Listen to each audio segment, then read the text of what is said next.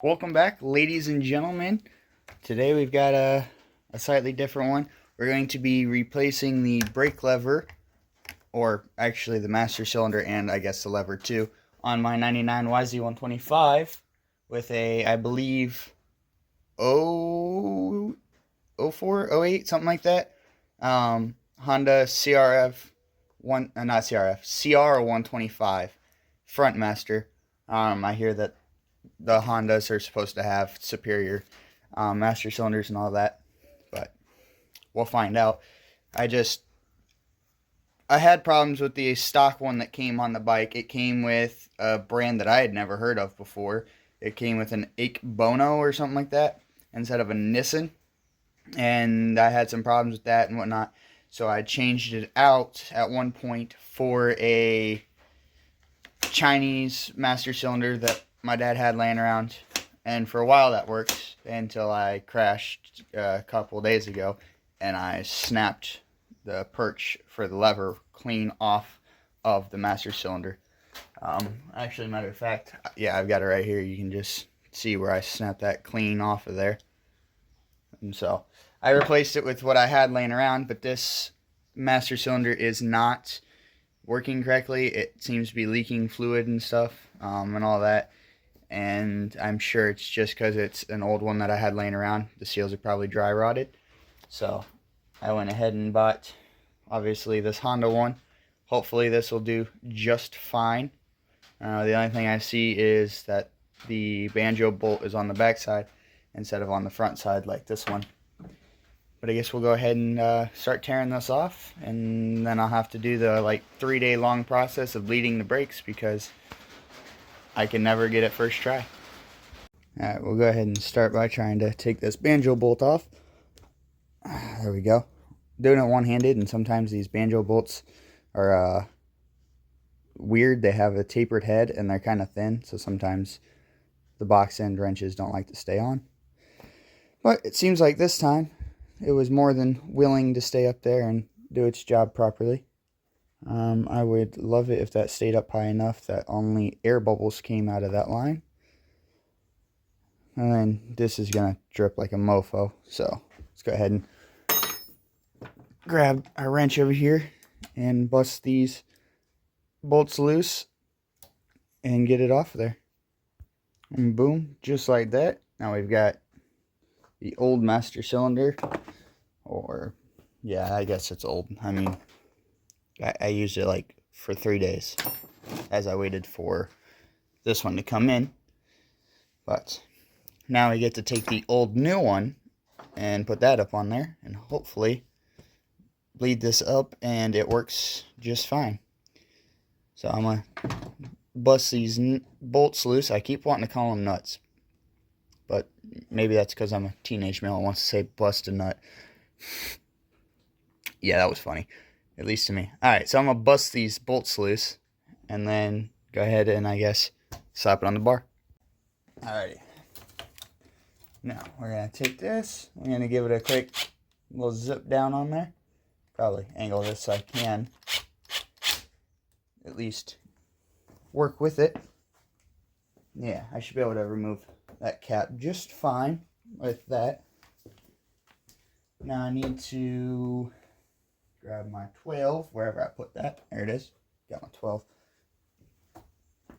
Now I should be able to come over here and remove this banjo bolt. And honestly, I'll probably rock with this one. This banjo bolt looks way cooler than the other one.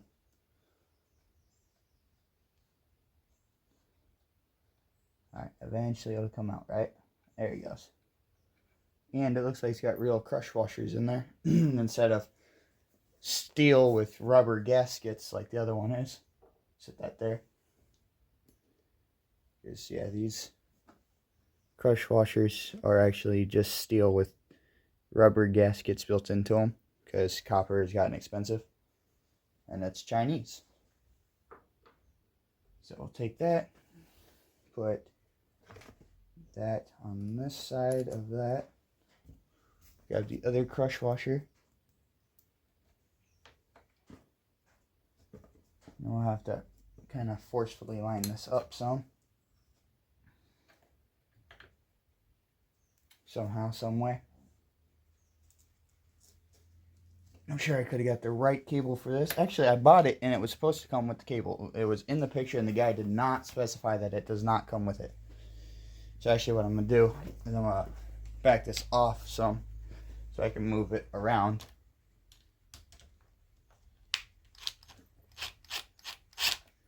So I can hopefully get a better angle on this.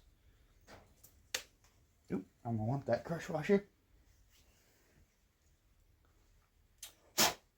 Make sure there's no dirt on that.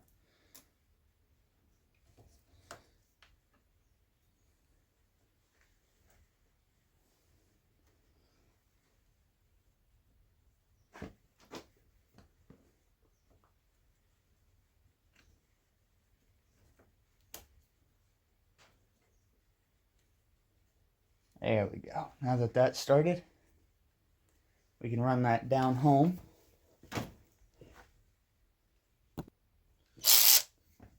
Get my ratchet so I don't have to do this. There we go. And yes, it's a hyper tough ratchet. I don't care. It does the job. Now, we'll be able to take this and just make sure that's good and snug. And then line this up in a fashion that still works so I can do something with it when need be. But hopefully have it solidly mounted-ish to the bike for a minute. Yeah, that's good enough. Now I'll need to play the bleeding game and all that with it, which hopefully won't be too bad. Oh, and I got me a JIS, a Japanese Industrial Standard Phillips head, not a real Phillips head. It's been used a fair amount here recently, so it looks a little worn, but it does lock into these way better than a Phillips head ever would. I mean, that, the tolerance in that is very little to none.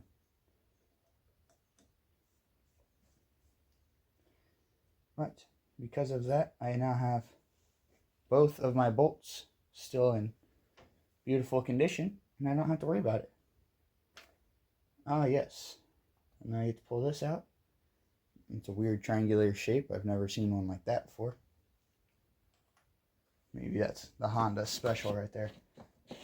And like I said, now I just get to play the bleeding game.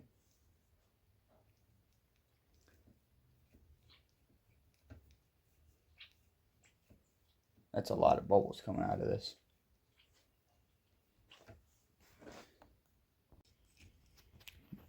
I don't know if you guys can see those bubbles down in there very well, but they are coming out. Oh, and I've got a little bit of actuation going on now. Just keep bumping away. Oh, there we go. It's starting to lock up a little bit. That is already way better than the old one was. And I'm sure as I keep pumping it, it'll only get better. But I think, other than that, for you guys, that's probably, you know, about as good as that gonna get. I'll have to mess around with it and tweak it around and all that.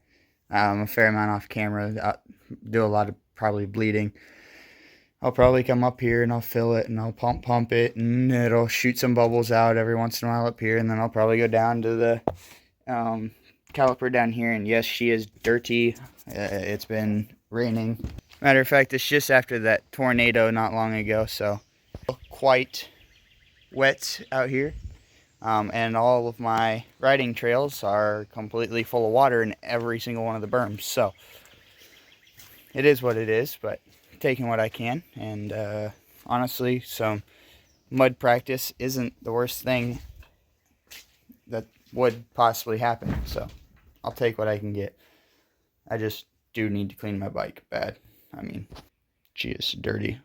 The pipe is so freaking dirty. packed the radiators full of dirt. Barely see the number plate anymore, but yeah. Other than that, I think I just keep sitting around, pumping up the master cylinder, and maybe take it out for a couple test rides to see if it locks the front up. Otherwise, it's the end of this one. I'll see you guys in the next video. If you guys did enjoy, please do remember to leave a like, maybe subscribe. See you guys in the next one. Peace.